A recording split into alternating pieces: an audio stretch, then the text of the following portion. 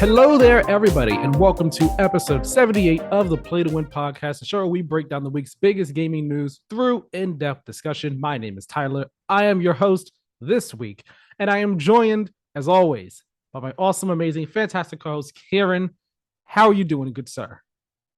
I'm doing pretty good. A very busy week, very tiring. I essentially lifted a kitchen up, a flight of stairs this morning. So it was a lot of like back and forth, up and down with units and stuff. So my arms are a little sore.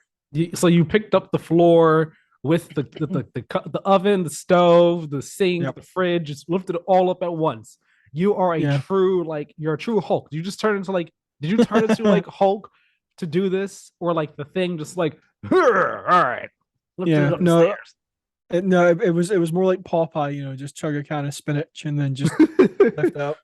Just all right, nice and burly. You lift it up, and then like you had the whole body contortion, just the boop boop, your arm just like all doing all sorts Exactly. of wave, your torso just get lifted, up, stretching up and down, and everything, and like, all right, I'm Yeah. strong now. Let's do it. Pretty much, yeah. That's exactly how it went down. It's been a while since I watched Popeye. For me, I remember all that. And you know that makes me think people, young kids these days, probably don't know who Popeye is. Yeah, That yeah, is a yeah. We got shame. no idea. That is an absolute shame. Well, I hope it wasn't too strenuous lifting that kitchen up and It down the was fine. stairs. Nice. Yes, this is episode 78 of the Play With Yep. podcast. Remember, if you're on subscription services, not subscription, podcast services, words just escaping me. On podcast services, subscribe, leave us a nice 5-star review. It's appreciated. It's helpful. Helps out with that algorithm. Leave us that Yeah. 5-star review. Let people know what you think of the show. Let us know what you think of the show. So we keep making it better and better for you and everyone else Yeah. out there. And if you are on YouTube, subscribe to the channel and hit the notification bell so you know as soon as the video goes live. Leave us a like, leave us a comment, share the video with anyone and everybody. It's all very much appreciated. Yep. We thank you all for every like, every subscription, every comment. It means a lot to us. 100%.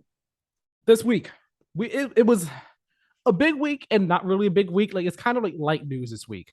We're going to talk about E3 2023. The dates have been announced. We got a little bit of information about how it's going to be laid out this year, this coming year.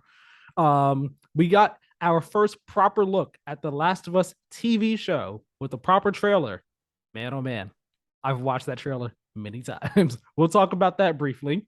PlayStation Stars got some controversy going on with that this week as well. Not looking forward to when that hits worldwide. Yeah. And Google has officially shut down Stadia. Well, they are officially going to be shutting down Stadia in the coming months. Big news, lots to talk about.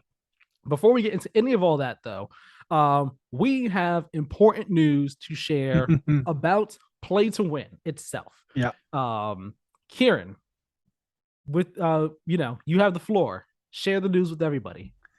I've been here since the start, and I'm gonna be taking a little bit of a break. I'm gonna be gone probably like 4 or 5-ish months to go and do some, training for a job, kind of.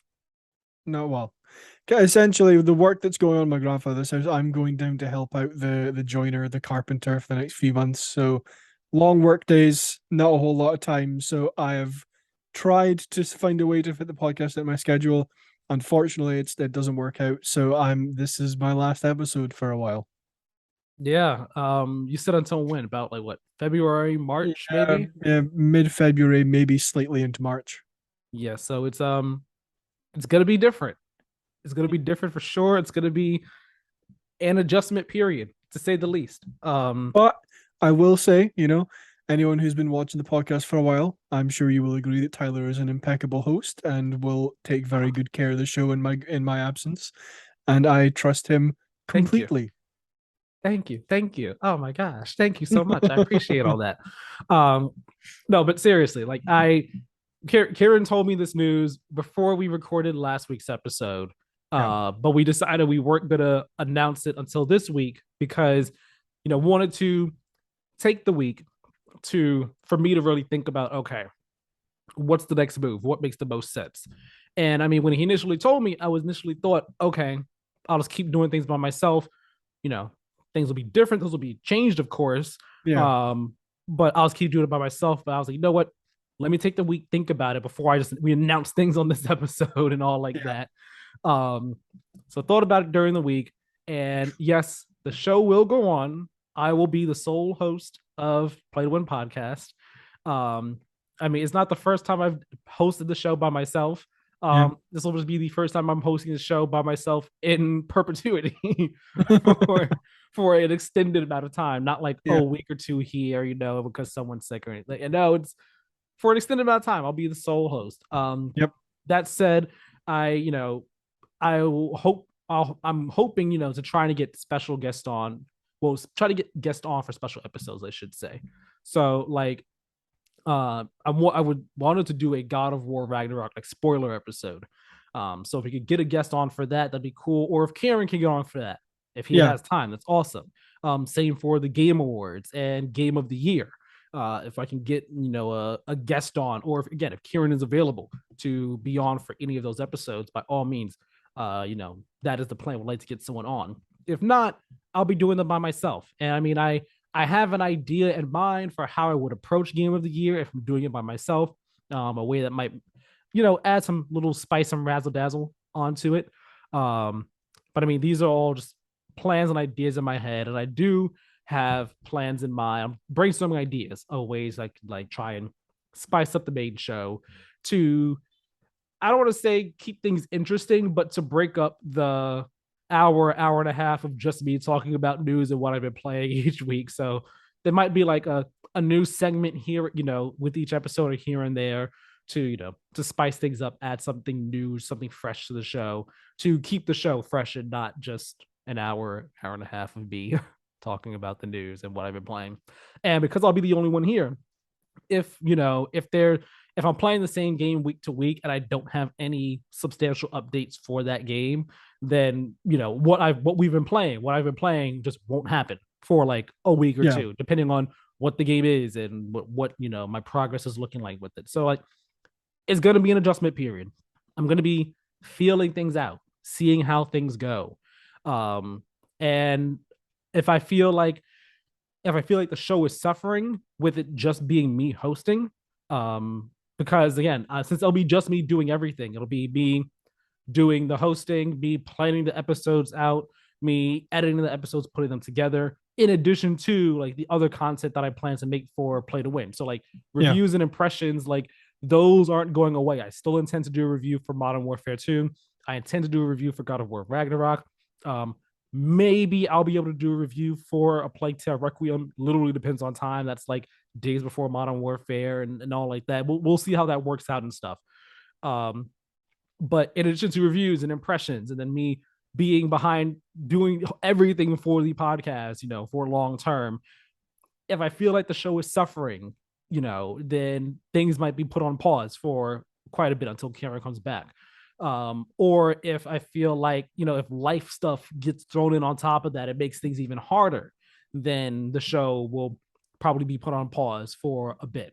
Like I want to be completely transparent about that. Like I have every intention to keep things going. But if need be, and things are becoming too much or the show is suffering and being harmed in any way, we don't want that to happen. Like quality is of the utmost importance, and we're putting out good stuff.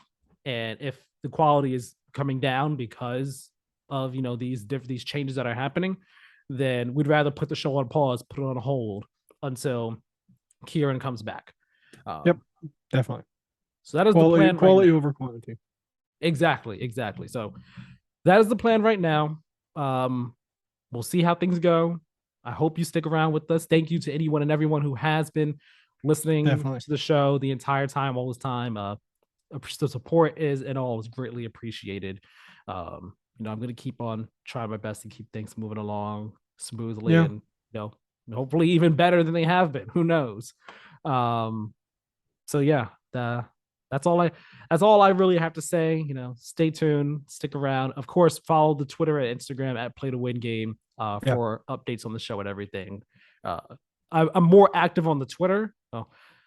I'm more active on Twitter, period. but I'd say the Twitter is probably the better place to to go to, like if you want more updates on the show and everything like that. Yeah. Um, but yeah, that's all I gotta say. Kieran, you got anything to say before we get into this week's news?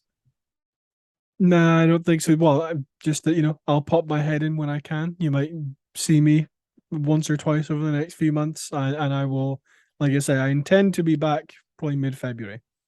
Nice. I will say there's one awesome thing though about Kieran's absence. That one Oh awesome no. thing, I can rag on Hollow Knight all I want to and not I hear will a single word from I anyone. will delete the channel. You could try, but then you'd be harming everyone by doing that. Well, that's true. You, Okay, no okay, one would benefit from that. okay. Maybe I won't go that far. I will find. I won't play Persona 5 Royal when it comes to Game Pass. Okay, that's fine. Doesn't harm anyone except for you. You missed out on an awesome game. I Yeah, have Hollow fair, Knight. I intend to play Hollow Knight at some point in time. fair enough. You just harm I'll yourself. yeah, I'll think of a way. I'm gonna rag all over Hollow Knight. If Silk Song comes out over the holiday season, give it a 1 out of 10. Too much Hollow, I not enough nights. Barely, too barely much up to hollow, snuff. not Silk enough night. Songs. Hornet, not an actual Hornet. Ah man, it's gonna be a great time. It's gonna be beautiful. Yeah. Look forward to me ragging on this Hollow Knight. No, I'm just joking. I'm not gonna do that. Let's get into this week's news though. First up, let's talk about E3 2023. Like I said, we got the dates. The dates have been announced by E3 and ReedPop, and it's kind of taking place in the same time frame as normal, from June 13th to June 16th. June 13th to 15th will be business days for the press and industry people to attend. June 15th to 16th will be gamer days meant for the public to attend. The gamer days will take place in a separate hall from the business days. The public will be able to go hands on with games and interact with devs, content creators, media personalities, and more and all like that. And they also announced, I forgot to put this in here, on starting on the 11th of June. That's when there will be like the partnered streams or Yeah. partnered digital events that companies might do. So like say if Microsoft is doing an E3 showcase, like that's when it would start. The partnered ones with E3 would start on the 11th. So it's looking like E3 season. We're starting to get some more information. Things are starting to fall into place more.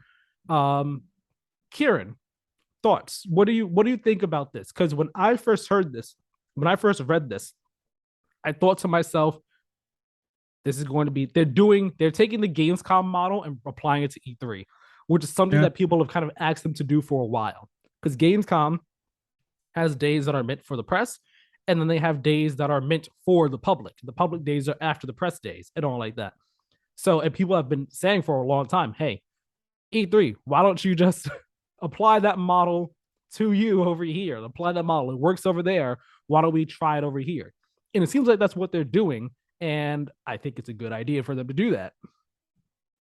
Yeah, I mean, so do I, because I do think that having that separation between the days that are meant for business and the days that are meant for the public to take part will give it kind of what it's been needing, where it's not an entirely publicly focused event, which I mean is what people have been asking for years. They've been saying no, just switch it back to how it was before, if I'm correct on that. Well, I before it was think. only media, only press was allowed. Yeah, And then they started letting the public in, I think I want to say 2017, but that sounds yeah, wrong. it's It was it, I that sounds wrong in my head. I think don't know so. exactly off for sure. If you could pull that up for me, please. But for the longest time, it was media only. And then in more recent years, they started to allow the public in. But the thing is, they had the public and the press in on the same days the entire time.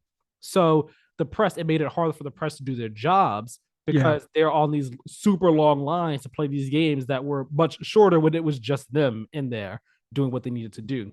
So then it became a thing of like, okay, we want to, we're trying to make E3, bring in the broader appeal for it, that we could get the people who enjoy watching E3 in on the show themselves.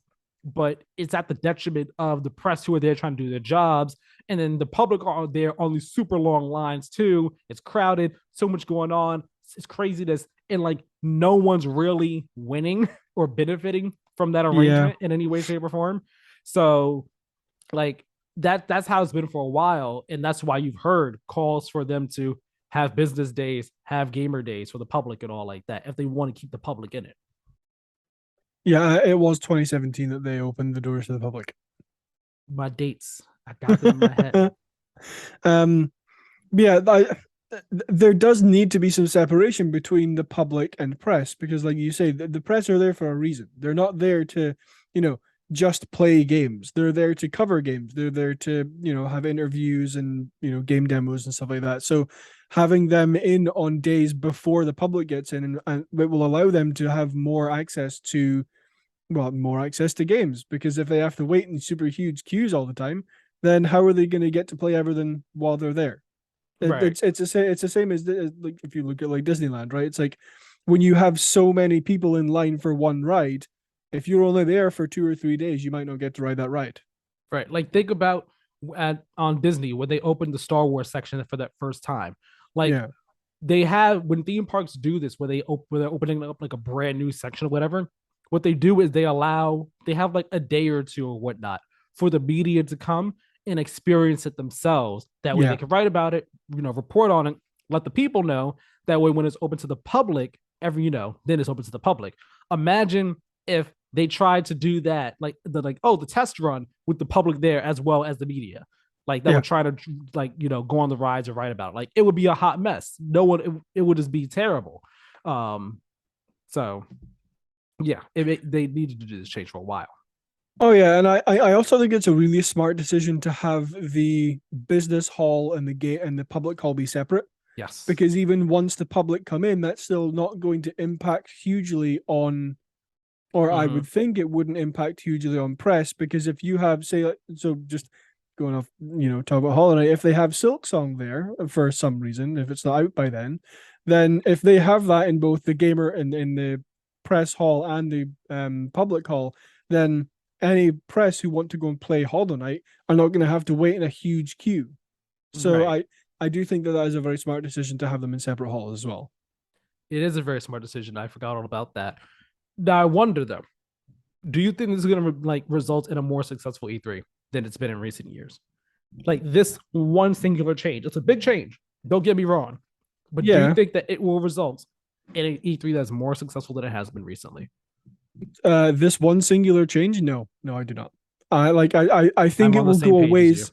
I think it will go a ways to help it, but you need to get some of the bigger partners back. You need Yes. to get, like I'm like obviously I'm not saying you need to get every single one, but like if you were to get, EA back in or Ubisoft back in, or like I think the biggest one they could get would be PlayStation. If they got Yes. PlayStation 100%. back into E3, then that would go a long way and would potentially be enough for most people to call this like a successful E3, right?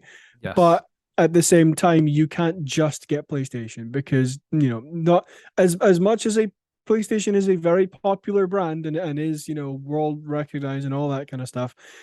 Not every single person on the planet loves PlayStation or loves PlayStation games. So I would still say be awesome to get PlayStation back, but maybe shoot for a few more. Yeah. No, yeah, I'm 100% behind with you on this one. I like you said, it will definitely help make this E3 more Yeah, successful. But if the games aren't there, if the companies aren't there, then you're still left with an E3 that's kind of a shell of its former self, but now it's just more organized in terms of who's there, in terms of yeah, attendees that are there and yeah, all. So like they definitely, it would be so great if PlayStation was going to be there, if Microsoft was going to be on the show floor, if Nintendo, Ubisoft, EA, Square, like it'd be so great if all these people were on the show floor. But it's still one of those things where the genie's at the bottle at this point. It has been at the bottle for a couple of years of yeah, everyone's seeing that they can just do their own digital conference, digital showcase, digital presentation at any point during the year, whenever they want to, without having to pay the ridiculous fees to attend E3 because it's E3.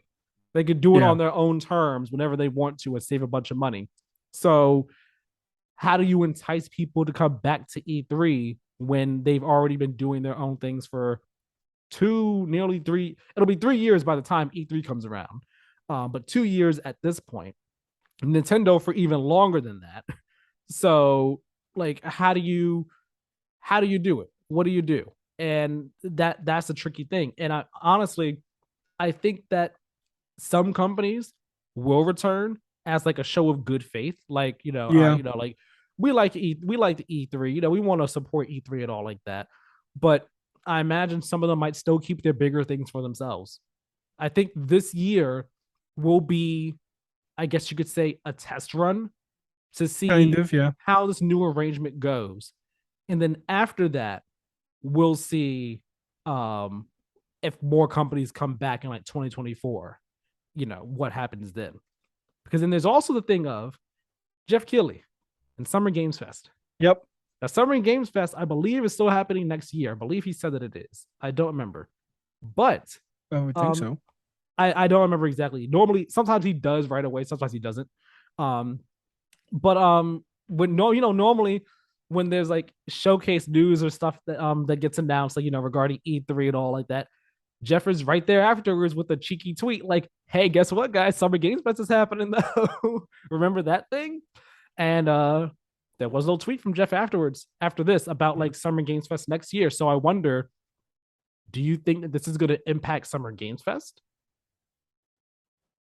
Um, I just looked up. Summer Games Fest is happening next year and is Okay, a physical in-person event. that's what I thought. So, um, I don't think it will have a hugely negative impact on Summer Games Fest because for the main reason, I think a lot of people are still going to be a bit skeptical or mistrusting of E3 since the Mm-hmm. last few years have really not been great. Yes, it's under Red Pop Yes, now. Reed Um, Pop.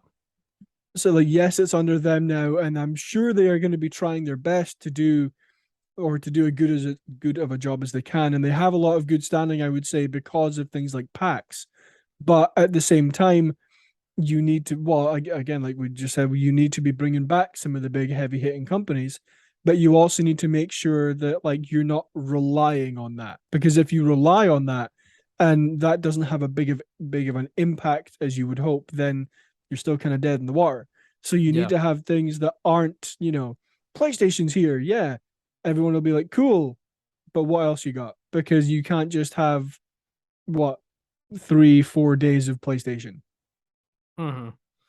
Yeah, it's gonna be interesting. I think that I don't remember if Jeff said that Summer Game Fest next year is going to be open to the public. I know he just said it's an in-person event. Yeah. Uh, so if it's not open to the public, then Summer Game Fest could potentially be better for media. Because I mean, just based off the media impressions I heard this year, people were really impressed and pleased by it. Now you had your different stations and all. You're able to. It was a smaller, more personal, intimate type of affair than Yeah. E3 typically is. So that might be better for press from one perspective. If it's open to the public, then like E3 is, then it's going to be a whole different story. So, Yeah. and this isn't me trying to say that one shall live, one shall fall type No, exactly. situation. I would love for both of them to thrive, but it does pose an interesting question of, okay, if it would be the better one, how is each event, E3, Summer Game Fest in 2023, how are they going to benefit and differ from one another? You know what I mean? Yeah, and I think that's the most important question really is if you have both, which one do people go to? Like I think it would come down to, I think for a lot of people it would come down to either who has, my favorite company, whether that be Xbox or PlayStation or Capcom or whoever it may be, and which one will be open to the public. Because I can't find anything specifically saying that Summer Games Fest is open to the public. So Yeah. if it's not, I think that will be a benefit for E3 because then more people will be like, okay, well, I can't go to Summer Games Fest. I'll just go E3 instead. Because I imagine they'll be on around about the same time. Yeah, So probably. yeah. So I I mean, for most people, it will come down to where are the games that I want to play because we usually get before like E3 or Summer Games Fest is on, we usually get a list of like, hey, here's who's gonna be at this event. Yeah. So once I think we will get a much clearer picture of which one could potentially succeed more when those lists come out. I wonder. I'm hoping that E3's new plan works out for the next year. Yeah. Um, I would love for E3 to succeed. I want E3 to thrive and live on. Uh, so hopefully this works out. And again, I don't think that this, this plan is going to be like. I don't think that next year is going to be like, all right, this is it. It's going to work, and Yeah. then we're good to go. Like, it's definitely a test. It's a test to see how this works for E3, see what doesn't work, and then we pivot from there for 2024 and go on and improve on it. Um, so E3, I feel like I'm getting a hopeful, optimistic feeling from Yeah. 2023's E3.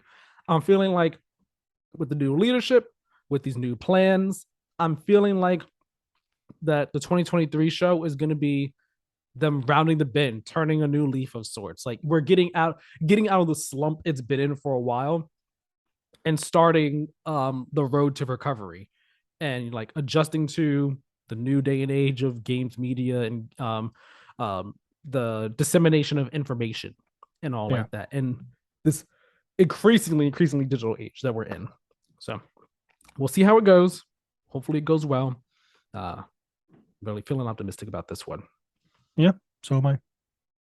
Now we got some controversy to talk about. We were talking about PlayStation for a bit right there. We got some PlayStation controversy here, and it has to do with PlayStation Stars. It's not NFTs. Still no NFTs involved in this as of Thank now. goodness. But the controversy has to do with customer support. Actually, surprisingly, so PlayStation Stars, it's going live at different times to worldwide. As of Yeah. now, it is live in Asia, and it seems as if members of the highest tier of PlayStation Stars will be getting priority when it comes to customer support. And this has rubbed people the wrong way. It's hard to disagree with them. I'm reading this from a Kotaku article by Ashley Barton. She says here PlayStation Stars, a free to join rewards program Sony announced in July, is being gently rolled out to the whole world. It's currently live in Asia, will reach Americas on October 5th. In Europe, Australia, and New Zealand will receive the service on October 13th. Not as gently, PlayStation might be pushing players to join the program by deciding to prioritize high ranking members' customer service requests, the Japanese gaming website Automaton said. According to a translation of the site, one feature of, quote, PlayStation Stars is that the status level changes according to activity. Participants start at level 1, purchasing a full game on the PlayStation Store and obtaining a trophy with a higher rarity than normal will promote you to level 2, end quote. Buy four full price games and earn 128 rare trophies, and you'll hit level 4, which comes with what Automaton, or rather that translation of it, describes as an interesting perk. Quote, in addition to getting various digital items when contacting PlayStation customer support, the chat order will be prioritized. People who are playing are given higher priority when responding to inquiries. It's an interesting mechanism, end quote. Don't like the sound of that one right there. That's Nope. a bad move. That's not a great move 100%. right there. Yeah. Prioritizing people who like, so it would be like if I go into like Burger King, right? And if I right, Okay. just stay with me. I'm sticking Like, with you. right. So I go into Burger King and order like just some fries, just like a medium fries, and that's it. And then somebody comes in behind me and orders like a Whopper meal, right? And then like I get my order, they get their order. I go into the queue first to complain about my fries, but then someone else walks up and is like, "Oh, hey, there's a problem with my burger," and I'm like, "Dude, I was already here. Like, come on." So I mean, that was probably a bad analogy, but Yeah, I prioritize. feel like if I ever had to order wrong with my food at like a fast food place, like I have no problem like going up to the side and being like, "Hey, excuse me, like something's wrong with this order," Yeah, and they'll be like, they'll take care of it. sure. I suck at analogies, but anyway, um, like even still, so like even in anything, right? It's like if I have a problem with my device, I don't want to be waiting in a queue that somebody else jumped in half an hour after me because they have a higher ranking you know loyalty reward tier. Like Right. that that just seems so what's the word counterproductive. Backwards. Counterproductive, yeah, backwards. Yeah, It does because it's like customer support should be equal footing for everyone. It like exactly. I understand giving incentives for higher tiers. That's totally fine giving incentives for higher Yeah, tiers. But let the incentives not be things that put people on higher actual tangible pedestals than others. You know yeah, what I mean? Like if you want to give someone like an exclusive PlayStation profile ID picture, right? yeah, Or like if you're at the highest tier, you get like some special like piece of merch for the month or whatever. Like I get like that'd be fairly harmless. But yeah. customer support, like that's something that should be the same across the board. People shouldn't necessarily get like priority because you spent more money, you bought more games than I did, or Yeah, whatnot. exactly. It's really silly, especially when like PlayStation's customer support is already not the best. Like it's really not that great. And earlier this year, they removed like some of the Twitter avenues for customer support for PlayStation as well. Mhm. So like they're not they've made customer support a bit more difficult already, and this just like adds on to the problems with the customer support for PlayStation. No, Like, it's a move that didn't need to be made. Like why yeah, is this the incentive that we're adding in? yeah, like exactly. It's like offer me like a discount on a game or something is like Right, that's is like a fine. higher tier reward. Don't offer me queue jumping because that's just gonna annoy everyone. Exactly. Like you said, if you want to give me, oh, here's like a I don't know, 15 like $20 off on the PlayStation Store. Like here's a $20 Yeah, code, gift card or whatever for a PlayStation Store. That's cool. That's totally fine. No one's gonna be mad at that. But if you're rewarding like the people who like get the games that are like cheap trophies, so you buy a game for $1 and you get like a yeah, platinum exactly. with like just by pressing every button on the controller. Yeah, Like for people who do that, or just like have a bunch of money to blow and buy 4 full price games just because they can, and now they're in the highest tiers. It's like, all right, I'm jumping the line, guys. Big money bucks over here. Just like yeah. it's not fair. It's a silly No, it's thing. not. It shouldn't be a thing. Yeah, like reward me for doing something that like I'm gonna be doing anyway, rather than trying to force this reward on me that is one counterproductive and two kind of backwards in terms of just like how your customer support structure should function. Yeah, it's like it does reward you for doing what you would do anyway, getting trophies, buying games, and I think it's specifically buying games for the PlayStation Store. So like that's how they're tracking and Yeah, all like that. So like yeah, it rewards you for doing something you do anyway, but the reward is like you said, the reward is the backwards part of it. yeah, That's the weird thing where they need to reevaluate that, to say the yeah, least. yeah. Uh, Maybe address that quite soon. Not a good move at all. Bad Sony. Bad Sony. Yeah. We don't like this. We strongly encourage you and implore you to please Yep. change this. 100%. All right. That's enough of the that's enough of some negative Nancy PlayStation Yep. news. We got some positive, some fun, exciting PlayStation news to talk about. We got a trailer this week. A We teaser did. trailer, I should say, for the Last of Us TV show. Our first proper look at this show. I was already excited for it before. Was looking forward to it. Neil Druckmann is working on it as well directly on the show. Pedro Pascal is playing Joel. I forgot the name of the girl who's playing Ellie, and I feel so bad for that. But two great actors right there. Um, Craig Manzin, he worked on Chernobyl. He's working like directly working on this show. Like everything about it seemed like it just had all the right potential, everything that needed to be done to make this a great show. Did you get her name? Bella Ramsey. Bella Ramsey. There you go. I forgot the name, but I did know that. Thank you for bringing it here. Um, but now after seeing it, we got like a 20-second tease earlier in the year. It's probably like an HBO Max sizzle reel of Yeah. sorts.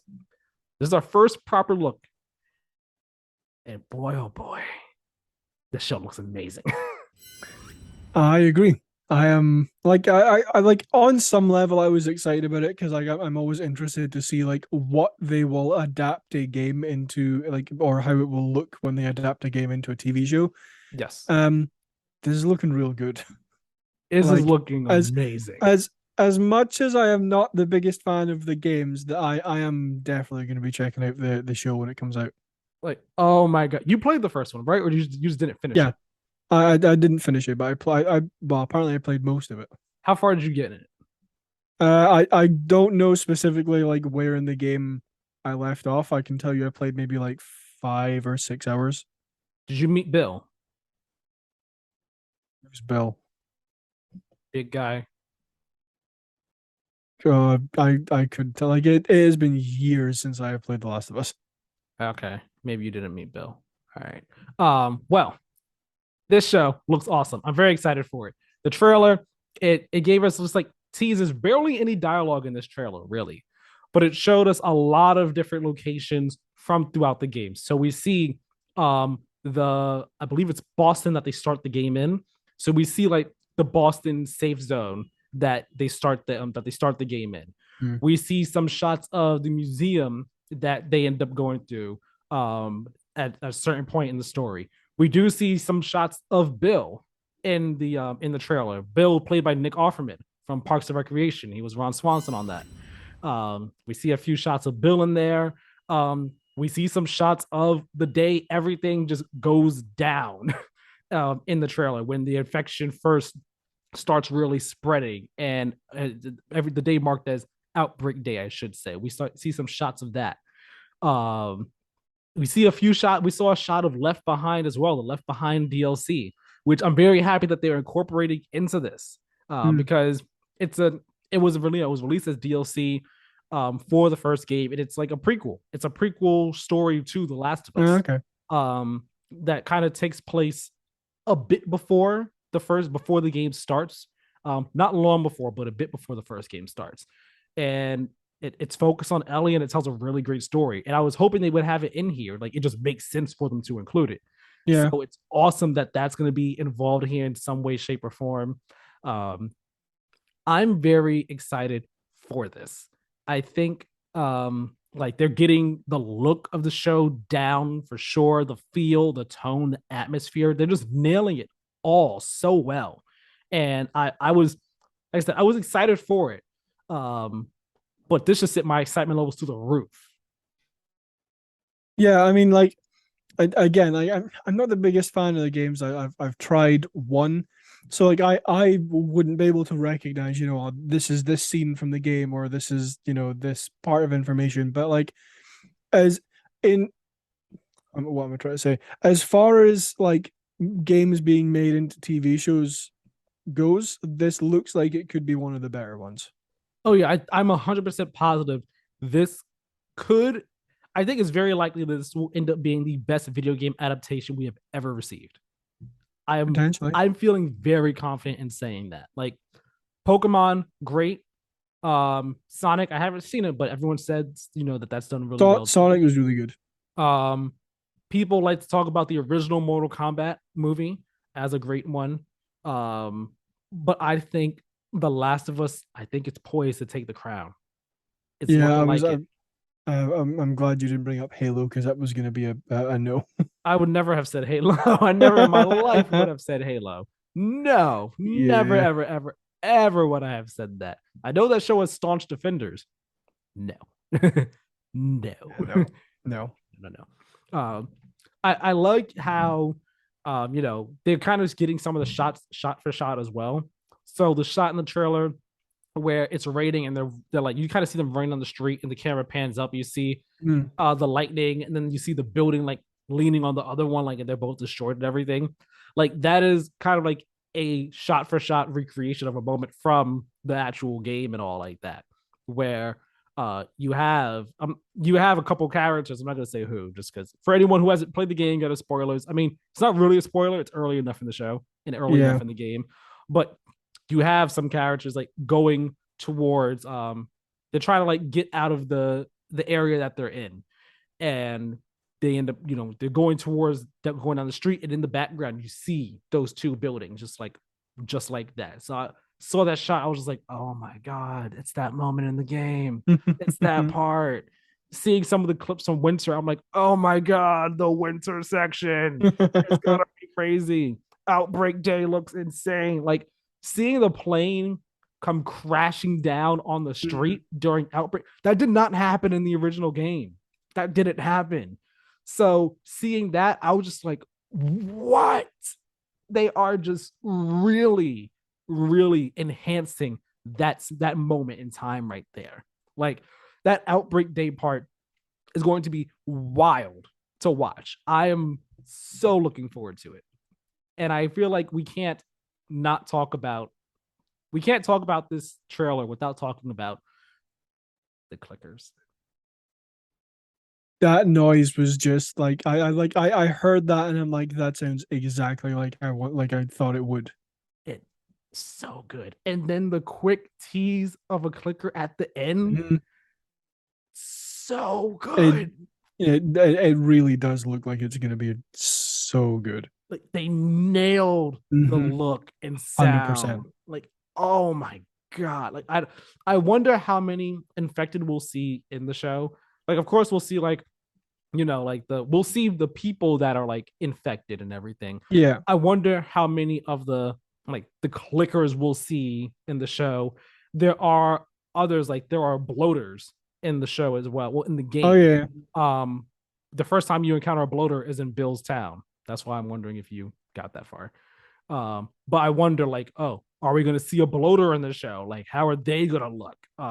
It's set up to be so good, man. Is Bill the person you get the car from? Yes. Yes, then I have met Bill. Okay. Yeah, and then like we get the Pittsburgh section. We saw some clips of that in the show, in the trailer as well. Marlene is in the show, is being played by the same woman who voice acted her and did the mocap for her in the game, which is awesome. People are still wondering who Troy Baker and Ashley Johnson will be playing in the show. That was my question. Have no idea yet. Apparently, they have important roles. Everyone's theorizing that they're going to be Ellie's parents. It's possible.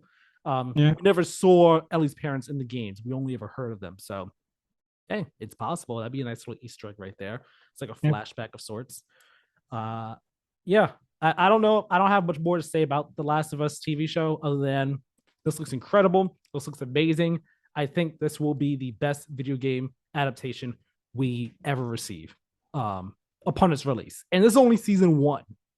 Like, it's only season 1, and it looks like they're going to do the entire first game in season 1. So I wonder if we get a season 2, when that will be, and if season 2 would be about part 2. And if we do anything more than, if we do a season 2, is it going to be the same actress playing Ellie? Because Ellie gets aged up like 5 years. Yeah. Like that. So it wouldn't be the same actress.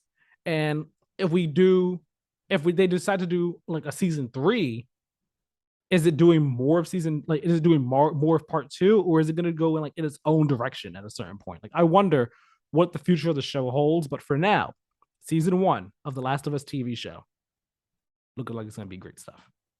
Yeah, just one quick thing. When I was watching the trailer, like, it didn't click in my head, or I didn't recognize Bella Ramsey in this. Most people will probably know her as playing Lyanna Mormont in Game of Thrones. And like that didn't click in my head, and I didn't know it was her until I looked up for the podcast just now. I'm like, interesting. Yeah, 2 Game of Thrones alums right there. Yeah, alums. I said alums. Alums. It's correct pronunciation of that word. Yeah. Great stuff. Great stuff. Can't wait for it. We don't have a date, just 2023. So just 2023. Yeah. Sooner rather than later, please and thank you. I'm eager to watch that show so badly. Eager to watch it. All right, Keiran, have you heard of something called a compliment sandwich? Yes, I've heard the term before, I think. Yeah, a compliment sandwich is when you have bad news to break to someone. Yeah. So you give them like the good in the beginning, then you give them the bad in the middle, but then you end it with another, like, a great compliment in the end. Yeah. We're kind of doing the inverse of that. Where, like, we started with some good, got some bad in the middle, got some good again. We're gonna end with some not so great this week. Google is shutting down Stadia. It is officially ending the entire thing earlier this year. they announced it was either earlier this year or no, last year. It was earlier last year when they announced that they were going to be shutting down their first party studios. They weren't going to be Yep. doing any more in-house development. But Stadia was going to live on, continue to be its own thing. That is no longer the case as of this week. This got announced in a statement from Phil Harrison. I will read the statement. I'll read it in full. It's not that long. Okay, so stick with me here. Interesting statement we got. From the mouth of Phil Harrison himself, the vice president and general manager of Stadia. For many years, Google has invested across multiple aspects of the gaming industry. We help developers build and distribute gaming apps on Google Play and Google Play Games. Gaming creators are reaching audiences around the world on YouTube through videos, live streaming, and shorts. And our cloud streaming technology delivers immersive gameplay at massive scale. A few years ago, we also launched a consumer gaming service, Stadia. And while Stadia's approach to streaming games for consumers was built on a strong technology foundation, it hasn't gained the traction with users that we expected, so we've made the difficult decision to begin winding down our Stadia streaming service. We're grateful to the dedicated Stadia players that have been with us from the start. We will be refunding all Stadia hardware purchases made through the Google Store and all game and add-on content purchases made through the Stadia Store.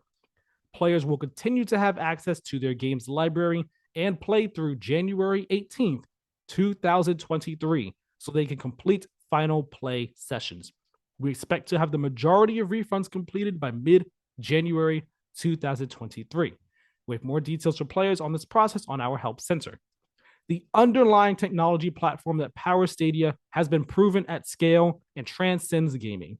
We see clear opportunities to apply this technology across other parts of Google, like YouTube, Google Play, and our augmented reality efforts, as well as make it available to our industry partners, which aligns with where we see the future of gaming headed. We remain deeply committed to gaming, and we will continue to invest in new tools, technologies, and platforms that power the success of developers, industry partners, cloud customers, and creators. For the Stadia team, building and supporting Stadia from the ground up has been fueled by the same passion for games that our players have. Many of the Stadia team members will be carrying this work forward in other parts of the company.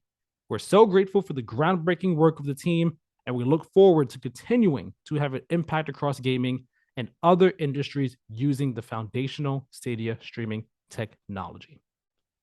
It's the end of his statement. Yep. Well, ding dong. The Reaper has come.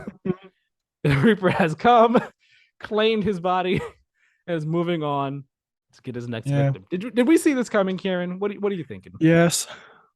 I'm sorry, but we did. We called this, I don't know how many months ago. We didn't give specific dates or timeline or anything like that. I think we guesstimated as to when we think Stadia would be shut down.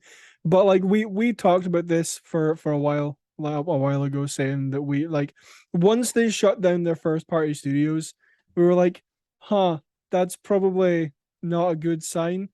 And I think we've talked about just how popular Stadia was, right. over the course of the podcast, and the answer to that is just not very. Yeah, consumer-wise, it was never really all that popular amongst the mainstream people. Yeah, I don't know if it was the original business model or if it was just decisions they made along the way, or if it was the lack of first-party content on the service that led to its demise. But yeah, we saw this coming. We called this a while ago. Well, here's the thing. People called this in the moment Stadia was announced because Google had a track record of announcing a thing and then dropping support for it not long after. And they Phil Harrison, if I'm right, he did a Reddit AMA shortly after Stadia was announced, and someone asked him hey, so how can we trust you all are actually going to support this? And what if you all drop it, what happens to our stuff? And Phil Harrison, I'm paraphrasing, but was no, yeah, we're fully committed to gaming and Stadia and streaming and all like that. We're going to be sticking with this for years to come, so on and so forth. And it just proved everyone right here. That was part of why people had little to no faith in Stadia. That was part of why people didn't want to get invested in Stadia. Part of it was, and I think a majority of the reason came down to the business model. it was a streaming only service where you had to buy all your games full price in Yeah. order to play them on the streaming service. So like you never owned any of the games you had. It was strictly buy our games here, buy your games here so you can stream them. And that it just didn't really make sense for so many people to do that. Like it's like the inverse of what I believe Nvidia's GeForce Now does, where it takes your library of games from another platform and you can stream them on there. That's how Nvidia's GeForce Now works, Think correct? so. Yeah, I'm pretty sure that's how it works. Yeah, And I've never used it myself. neither have I, but I believe that's how it works. I know that other publishers were like, once Nvidia was taking it more public, people were like removing their games from the service. They were like, wait, no, we don't want to do this, we don't want to do this, and all like that. Yeah. It's like the complete opposite of xCloud, which is any game in your Yeah. library that can be streamed, you can just stream it here. Like you can play it through the cloud. Yeah. So the business model and the lack of faith in Google were the things that harmed Stadia from the start. Like I remember when people were first testing it out, everyone said that the tech was great. Like everyone said that it ran well, it worked well, like from a tech perspective, but it was literally the business model behind it that had people like raising eyebrows, like, why would I pay full price to play my games here on your streaming only service? There's no way to download them. There's like, why would I do that? Yeah, and all when I that's just the thing. play them somewhere else and buy them and own them and all like that on my console. In addition to also the fact that like cloud streaming, it's a streaming only service is not really viable for gaming in the current day and age. Like as a supplementary offering, like Xbox Cloud Gaming, is supplementary to your core console, core offline playing approach. That it's supplementary, but it's not yet ready for like the prime time main stage. This is the way to play your games. It's the only way to play your games. Yeah, and that's the thing. It's like, why would I go on a platform where I have to pay $70 to play this game that if my internet goes down, I'm kind of stranded. I'm stuck. Can't do anything. Whereas if I just go and spend the exact same money on something I potentially already own and be able to download it, why would I go to Stadia? And I also think that it was partly down to just not having the support they needed, maybe. Like, because I mean, yes, Google has a track record of, being like, oh, we're going to be the best at this, and then not being the best at it. But I'm wondering how fully into it Google went behind the scenes. Like if they, if they did give all the support that they could to Stadia, or if they were like, we're just gonna give you like what you need to get by and see how it goes before we pump a whole bunch of funds into this. I feel like it's a mixture of the two, because it's on record that they spent millions of dollars to get like big games onto the service, like Red Dead, like Destiny, like other some Assassin's Creed gives a thing. They spent millions of dollars to get those games onto Stadia. So like they were willing to front the bill to get these big games on to try and entice people over, but they didn't want to stick behind it long enough to invest in their own first party studios so they can build up their own games like that, which I believe a big reason behind that was because they saw what happened when Microsoft bought Bethesda, and they saw the buying price behind that, and they were like, "Nah, we're out. We can't. We can't." They're like, "That's how much it's gonna cost for us to like compete and get into this field. We're not doing it. We're out." So it's a shame when you see Google, a company as big as Google, bouncing out. They're like, what? We got all this money, but we're not going to invest it. We don't want to spend that much money to get into the game space. Like, it's like they wanted to get in with in an innovative way, which I can't fault them for.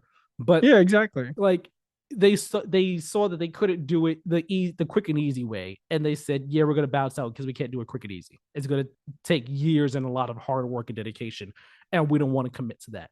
And that is where it's just like, you didn't even really try.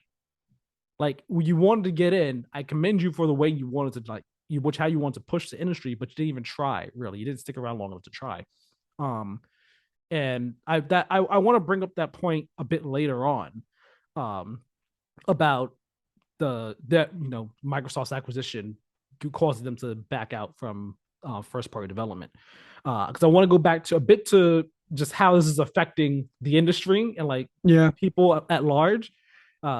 Apparently, developers at studios and Google employees had no idea this was going to happen. Like people Mm, at Google had no idea this was going to happen until like the morning of. Uh, like Kotaku has a report where I'm paraphrasing a bit here, where like employees like they came in, saw an email, hey, hop on for a meeting at this time about like with important updates for Stadia, mm. and then they're like, oh, I wonder what it is. Stadia shutting down. What? What's happening now? Like some game developers were talking with their Google Stadia contacts like the earlier that week about stuff regarding their game Mhm. coming to the platform. Like some people had games coming to the platform in the coming weeks and days or even months, and they're like, all right, what's happening with my game now? Yeah. What's happening with the funding for my game? Do I have to pay that money back? What's happening?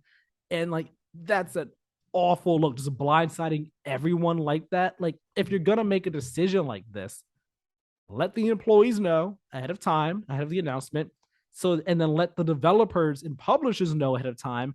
That way they can make the moves they need to make so that everyone is taken care of. Because now you have Ubisoft and Bungie and IO out here scrambling to look for solutions to get their Stadia players' save data onto other platforms. And Yeah. because like I saw a screenshot of someone who was like, I have like thousands of hours in Red Dead 2. What do I do? It's just like Yeah.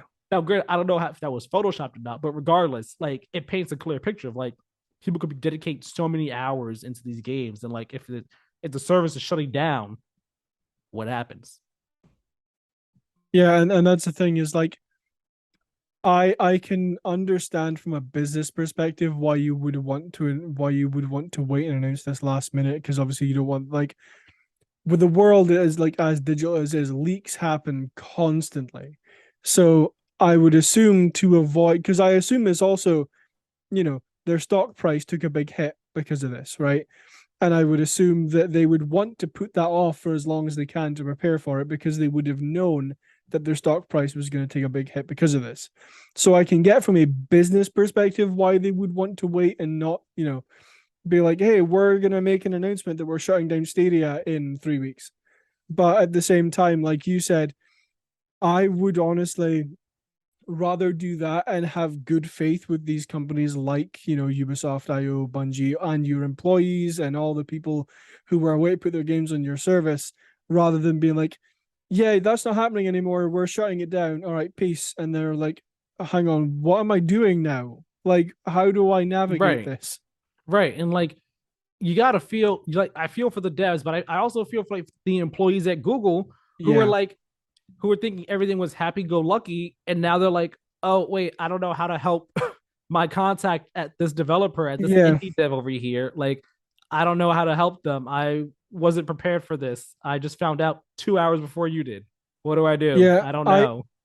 I also think a lot of people at Google might be like, screw the devs. Do I still have a job? Right. I'm sure some people are thinking that.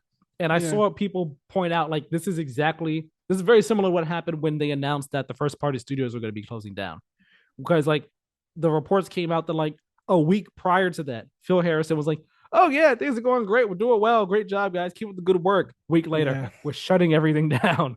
No more first party studios. We're not doing it anymore. Just like what? Come on now. Yeah, I mean, like it must suck though. Like you say, they go in that morning, they're like, "Hey, I love my job. I'm gonna go to work. Gonna do my stuff." What do you mean I don't have a job anymore?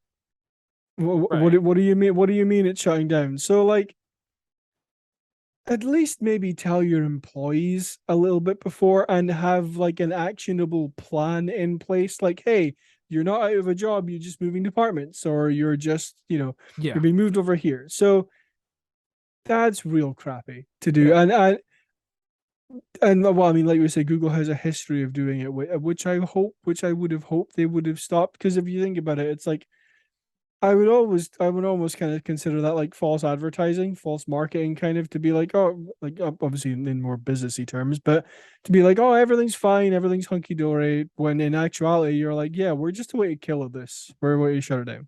Yeah. I mean, when they closed the first party studios, they did say that they were moving those employees to different Yeah, parts of the company. So I imagine the same thing will apply here and happen here as well. But big question here. Do you think this like does this give you like any reservations about cloud streaming future for gaming? Like, and I when I say cloud streaming, I mean cloud only future of gaming. Because everyone says that's the direction things are headed in, where it think we're just gonna be streaming our games like that. It's not gonna be having a hard copy off a disc or anything like that. It'll just be a cloud only future. Does this give you any reservations about that at all? Because for me, I I think that I don't know if it does. Well, I mean, it already exemplifies I don't know if I say exacerbates, but it highlights, my concern about cloud yeah, streaming, which, like if it's gone, it's gone, which I mean is the same thing for any online only game out there. But for me, I don't necessarily think that this spells the end of a cloud streaming future for gaming. I don't know if no, this necessarily even delays a cloud streaming future for gaming. For me, I think again, Google's Stadia's main flaw was the business model. The technology worked, and apparently it worked really well. I mean, remember when Cyberpunk came out and it was like a mess on basically every platform. Stadia was one of the only places you could actually play it pretty yeah, well. Um, that was one of the times it got positive buzz. Um, so like the tech works, the business model just didn't. So I feel like you know there is still a future for cloud streaming in regards to gaming, and I think we're still going to get to that future. Um, you know, internet speeds will improve over time, latency will improve over time. Um, more there will be more games available for streaming over yeah, time and all like that. It's just a matter of having that business model solved and figured out. And at least in my eyes, keeping it as an option, as a supplementary option. I don't, I fear for the future where cloud streaming is the only way to play yeah, games. I don't want that. Like, even if internet is like peak performance come that time, like, I'd still be hesitant to get so invested in that because it's not the ideal way in my eyes to play a game. In my eyes, the ideal way to play a game is, you know, plugged into my TV. I'm not streaming it. I'm playing it, you know, yeah. locally myself like that, Yeah, have without it the like streaming. downloaded Exactly. onto storage you can physically see or control. Right. Not with the cloud streaming. So Yeah. that's what I see. I don't think it's delayed. I think it's still going to happen. Uh, but it's all about the business model. I think this proves that. It 100% does. Like it doesn't give me any new reservations about like a cloud gaming future. It does reaffirm the things that like the reaffirm the like worries I already had. You said you mentioned a lot of them, like, what happens when my internet goes down? What happens when the service goes away? What happens when, you know, there's a natural disaster in my area and I am without, I mean, obviously in that situation, I'm sure, the first thing on my mind is how am I going to play Destiny when a tornado just tore through my house? But Right. like at the same time, it's like those are genuine concerns I think a lot of people have. Like the biggest concern for me is if it does move into a cloud only future, which I'm with you, I don't want it to. I want it to be. I would like even if cloud is the primary way you play your game, but you are still able to like download it and have it on your system, then like how good is the performance going to be? Like internet speeds Mm-hmm. would have to be probably I'm gonna say like 10x than what they are now in certain areas. Like I'm so Yeah. in the house that we live in now, I almost have gigabit. Like I almost have gigabit down. I think I get like 100 megabits per second up, which is fine for me. But like I'm away to move to a house where I get less than 100 megabits a second down. So it's like what like I am absolutely not going to be able to use xCloud on that because I've tried it xCloud on that internet and it doesn't work. or at least it doesn't work well. Like I can obviously still load into the game or anything, but like it does not play well. Like playing Forza, you can't control the car. So Mhm. if you are going to have a future where cloud is the primary or the only way to play your game, the internet is going to have to like go leaps and bounds before that's able to happen. And I don't see that happening in the next 10 years. I really don't.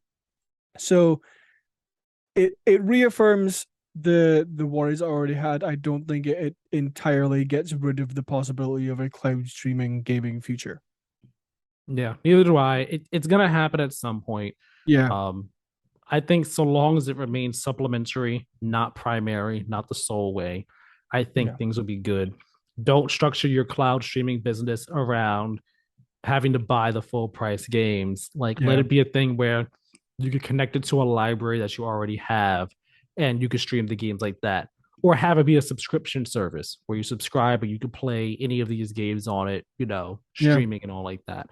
Have something like that be the case. But having to buy the games full price, I don't think that's never really gonna go well or go over well for many of you people out there. Um, so I definitely feel for the employees, both at Google Yeah. and any developer that was working on games over there. I feel for any players who were, really invested not Destiny in Stadia, and are now looking for ways to get their game saves over to other platforms.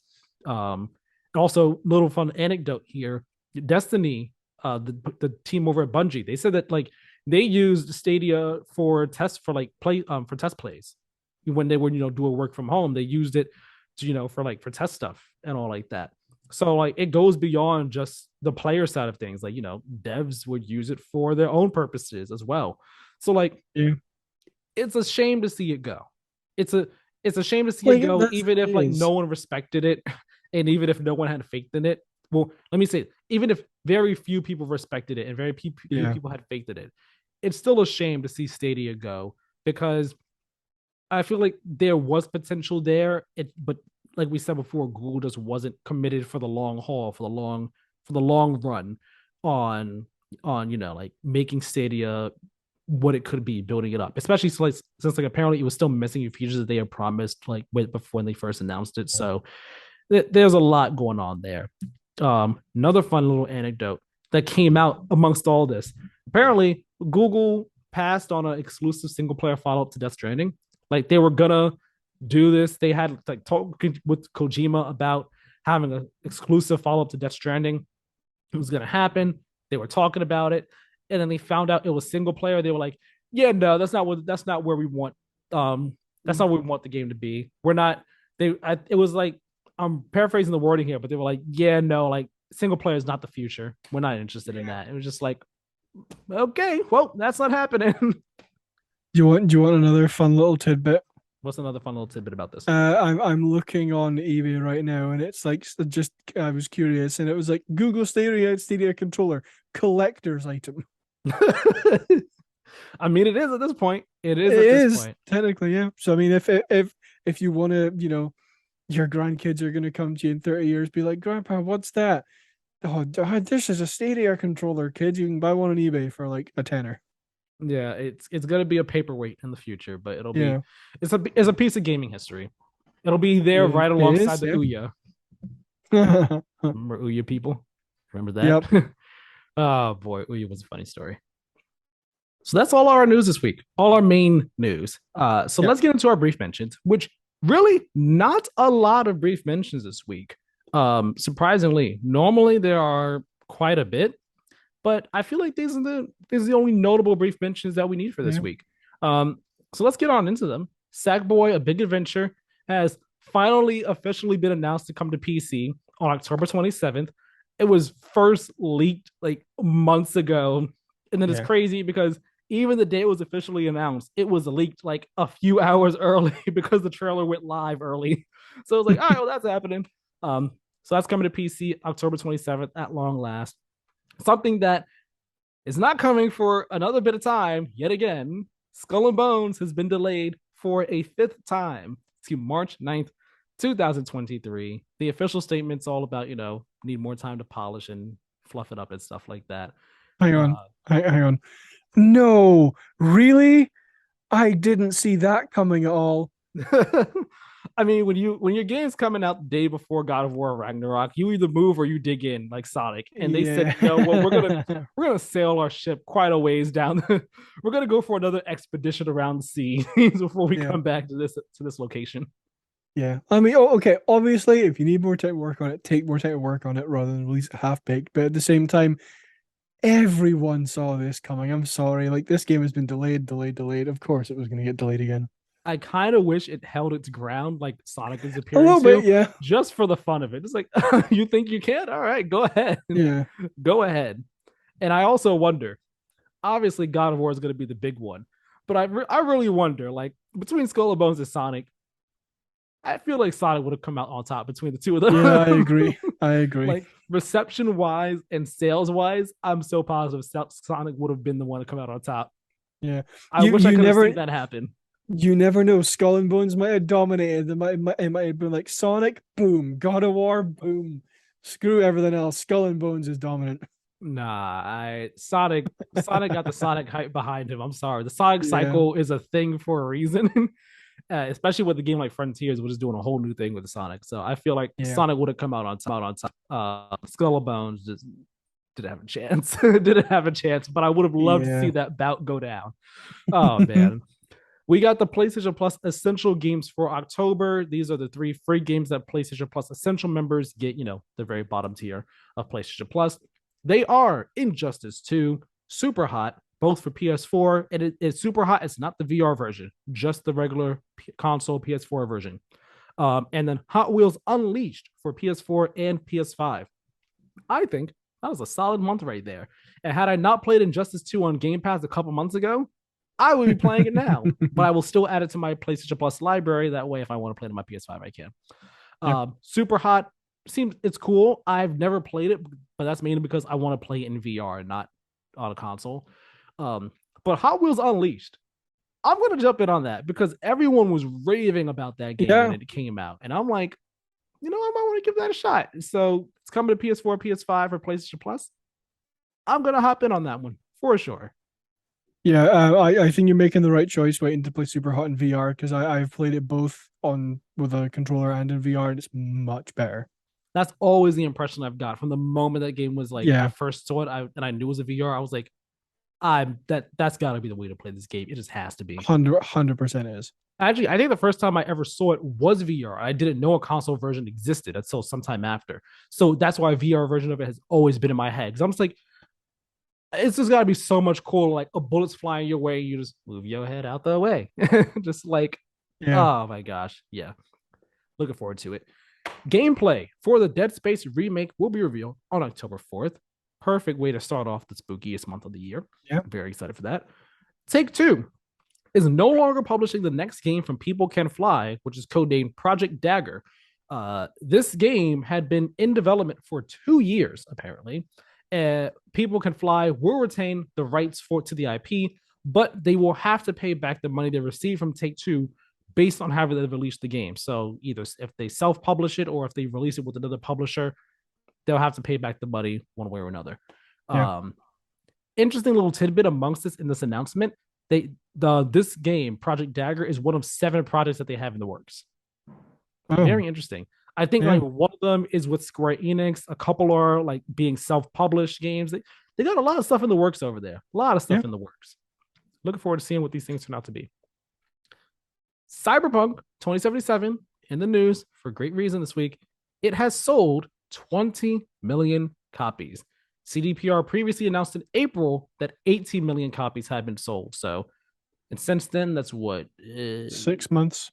Yes, no, five, because this was announced in September. 5 months. Oh, okay. Yeah, I forgot. Yeah, I forgot. Yeah, today is October 1st. Right. So in 5 months, 2 million more copies sold. Yeah, it's great to see Cyberpunk kind of like have like it really is. be able to go on a victory tour in a sense. Mhm. Like I still fully intend to play the game at some point in time. And I still stand by my issues with it at launch were mainly, aside from technical stuff, which everyone had, were mainly with the core gameplay systems. Like I feel like it kind of lacked what I was hoping for from it.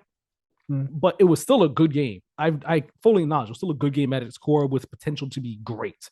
Yeah. So I'm happy that that it's doing that. The game is having this resurgence thanks to edge runners and then all the updates and work they've been putting in to fix the game and make it what it could have and should have been at launch.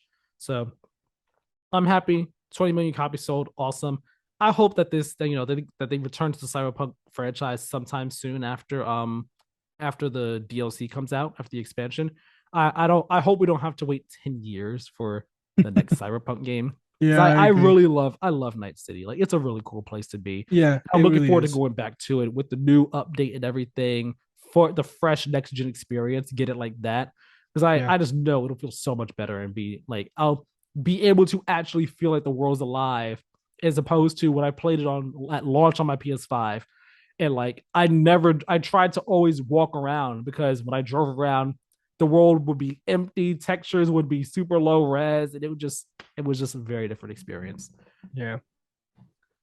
Saudi Arabia, they've been trying to get into gaming for a hot minute, and apparently they want to buy a quote leading game publisher for $13 billion as part of its big $37.8 billion investment into the games industry. At this time, it's unknown who they're looking at right now, but they want the publisher to quote become a strategic development partner, end quote. Not too many people are happy about this for very good reasons. That being Saudi Arabia's human rights violations and problems and issues that they have Yep. over there. There are many, to say the least. So people are not that happy about this. There was an article making the rounds yesterday from someone at VentureBeat because they said something incredibly stupid that everyone was ragging on them for. I'm paraphrasing, but they were saying like, yes, Saudi Arabia has all these human rights problems, but at least they're not burying their head in the sand when it comes to the games industry. And it's just like, Yeah, that's the thing you should be focusing on. that's no. Don't. Why would you do that? Why would you? That's Yeah. terrible. Terrible. Not the best news here. More not so great news for Nintendo at the very least. A fired Nintendo contractor has spoken with Axios with some more details regarding the labor complaint that they filed against the company earlier this year. I have not read the interview yet, just have not had a chance to read it, but I did want to bring it to people's attention. That way they could look into it if they wanted to, get some more Yep. information and all like that. Nintendo, do better by your employees, even if they're just contractors. Please do better. Yep. Datamine voice lines reveal that Mark Hamill's Joker might be coming to Multiverses. Who would have thought? At some point in time, it's bound to happen, most likely. Oh yeah, 100%. And last but not least, Jeff Keighley's Game Awards will allow the public to attend this year. A limited amount of tickets will go on sale on November 1st at 9 a.m. Pacific time. I don't know if pricing was revealed or announced as part of this. But if you want to go to the Game Awards, set a reminder alarm on your calendar for November 1st, 9 a.m. Pacific, so you could get on those tickets. Kieran looks like he's trying to pull up pricing information, see if it exists. Yep. Does it exist, my friend? I will tell you in a second. He's gonna tell me a second. I said it before we recorded, but I like that sweater you have on. Audio listeners can't see it, and I can like only see half of it. But I just like the visual style of it. No pricing has been announced as of That's yet. That's what I thought. I didn't think there was like a link on the tweet where he said this. So yeah, those are all of our brief mentions this week. So we're gonna briefly talk about what we've been playing, or rather, what I've been playing this week. Yep. Karen has not played anything this week. Nope. Haven't had time. Nope. Have not had time. Been a very busy week. Yeah. So I've been playing more Breath of the Wild, of course. I have been, of course, enjoying myself. I am in Gerudo Town, doing stuff there. Okay. Yeah, I'm enjoying that. Did you do that Gerudo Town when you played before? Yeah. Okay. Did you finish that whole section or not? I don't think I finished it. I think I did the chunk of it though. Got it. Okay. Yeah. I'm not done with it yet. The next part I have to do, I just got the lightning helm from the Yiga clan, which that part, stealthing around the Giga Clan hideout, not hard, but a bit annoying because if you got caught at any point in time, then basically the big strong guys would call in two smaller guys who are easy to kill, but the big guys one hit kill you. So it's Yeah. like you could try to take them on, but you're gonna die basically. And if you die, you then restart at the very beginning of the Giga Clan hideout. So like if you got to the last room, you got to do it all again. Yep. And it doesn't take long to get to that point. It's just annoying. So it took me a couple tries to get through it. The boss fight at the end of the Giga Clan hideout was funny. It was a joke. It was a joke of a fight. I don't mean that in a bad way. I mean that like in a good way. Because the guy you're fighting, it's like all you really have to do is shoot your arrow at him and then like hit him a few times and then shoot your arrow and make stuff fall on him and hit him a few times. It's a super Yeah. easy fight and they like it's not meant to be difficult in any way, shape, or form. It was a fun one. So got the helm, and I am the next thing I have to do now is go with the chief of the Gerudo town. I am blanking on her name. I feel so bad. But I have to go with her now. She said, "Come with me, so we can go after the divine beast." So that's the next thing I have to do. I will probably do that right away, or maybe I might do a bit more exploration first before I go with her. But that's where I am in the game right now in Breath of the Wild. I've definitely been continue to enjoy this game. Every single time I play it, I'm in finding more reasons to just finding more reasons to like this game. It's a really good game. I still not on greatest of all time, best in sliced bread list. Yeah. Um, I feel like I'm strong like 8.5, getting closer to a 9. I don't Okay. I don't I don't think I'll ever get to a 10 because like I feel like for me to get to a 10 on this game, it would have to surpass Skyrim for me. And it has yet to surpass Skyrim for me in terms of just like loving it like head over heels. But I'm really, really enjoying my time with Breath of the Wild. Been a great game. Lady Riju is the Read you. Gerudo See, chief. I was thinking Ruja or Ruji, but I was like, I don't believe that's it. I might be mixing up Ruta with like other mixing up Yeah. like Ruta with this like the way her name actually works. Riju, you said. Yes, Riju. Yes, got it. Working with her. Gotta do stuff with her now. So that's where I am. I may or may not put it on hold. I'm not sure because the next couple months is about to be crazy in terms of releases. Let me tell you. We Are OFK is out. I want to play that this weekend if I can.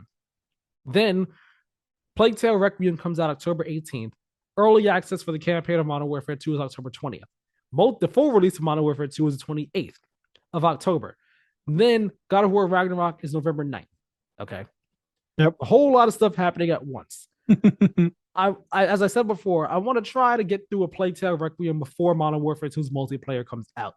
Modern Warfare 2's campaign will be done before then as well.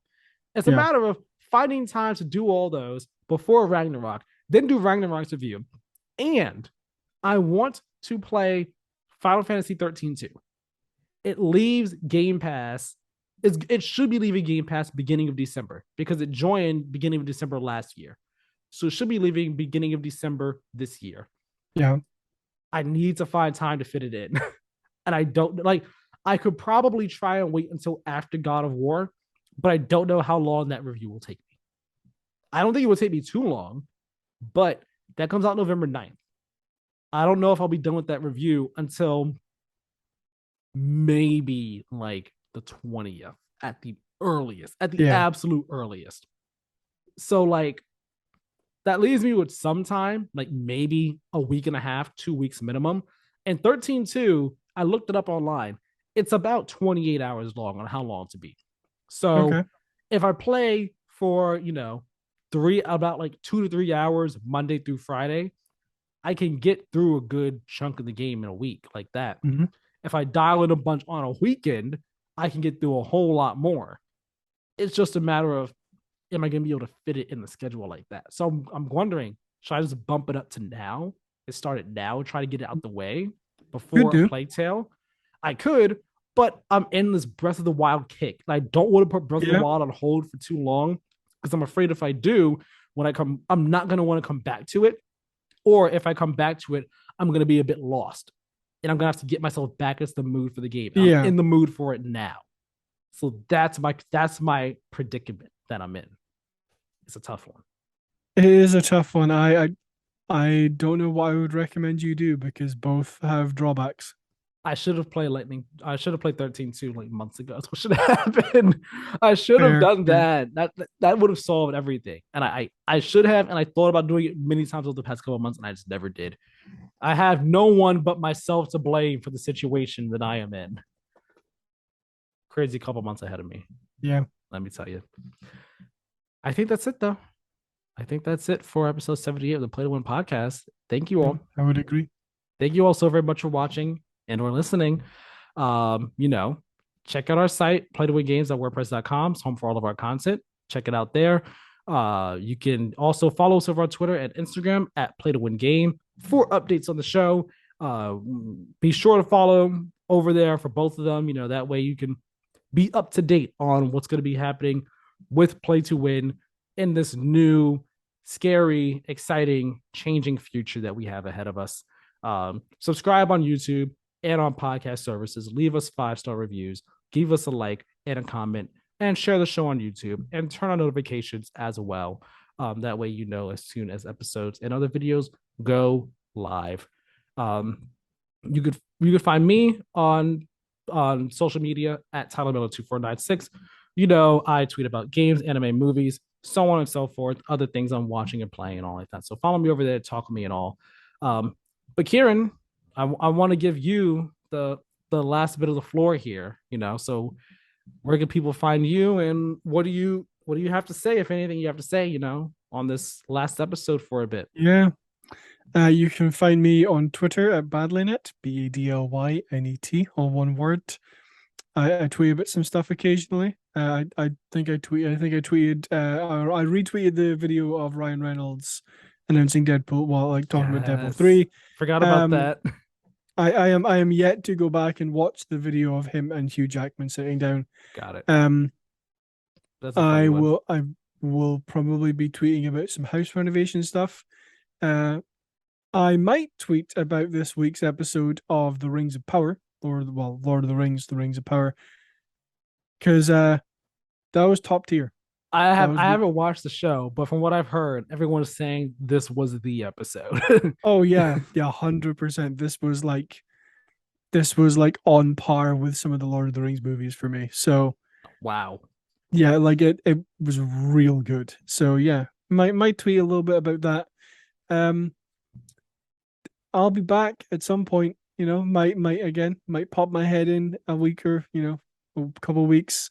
I might be gone till February. Who knows? But like I say, I leave the show in Tyler's very capable hands, and I'll be back in the words of Arnie, I guess. Oh, you said it. I was like, Arnie, who? Oh yeah, Arnie. Yeah. He'll be back. We're gonna miss you. Gonna miss you for sure. It's gonna be different show, different. Well, yeah, it will be a different show. Different show. Yeah. Different dynamic, different vibe. But yeah, we're gonna keep it going. Gonna keep the good times rolling. Yeah. Happy we had such a fun episode for your last one here for a bit. I know. It was a great one. Had to go out with some high energy. Yeah, exactly. Well, with all that said, thank you all so very much for watching and or listening, and we will talk with you all next time. Have a great one. I'll see you all there.